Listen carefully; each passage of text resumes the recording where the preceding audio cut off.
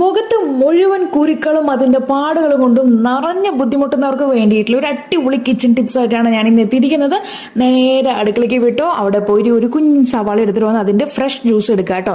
ഈ ഒരു ജ്യൂസ് 1/2 മണിക്കൂർ പുറത്ത് വെച്ചതിന് ശേഷം മാത്രം ഉപയോഗിക്കാനായിട്ട് നോക്കുക, അല്ലെങ്കിൽ നിങ്ങൾക്ക് ആകെപ്പാടെ എരിച്ചിലും പുകച്ചിലായിരിക്കും കേട്ടോ. പിന്നെ നമുക്കിത് ഡയലൂട്ട് ചെയ്യണം, ഡയറക്റ്റ് ഉപയോഗിക്കാൻ പാടില്ല. ഇപ്പൊ എടുത്തുകൊണ്ടിരിക്കുന്ന റോസ് വാട്ടർ ആണ് കേട്ടോ. 1 ടീസ്പൂൺ റോസ് വാട്ടറും അതുപോലെ തന്നെ 1 ടീസ്പൂൺ നമ്മുടെ ഉള്ളിയുടെ നീര്, ആ ഒരു സവാള അടിച്ചെടുത്ത ജ്യൂസ് ഇല്ലേ, പിന്നെ തേനും 1 ടീസ്പൂൺ തേനും. ഇത് മൂന്നും ഈക്വൽ അളവിൽ എടുക്കുക.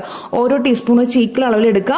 നമ്മൾ ഇതുപോലെ ഒരു കോട്ടൺ പഞ്ഞി എടുത്തിട്ട് അത് ഡിപ്പ് ചെയ്തിട്ട് നമുക്ക് എവിടേക്കാണോ പ്രോബ്ലം ഉള്ളത് ആ ഭാഗത്തേക്ക് അപ്ലൈ ചെയ്ത് കൊടുക്കാം. ടോട്ടൽ ഫേസിലും അപ്ലൈ ചെയ്ത് കൊടുക്കുക.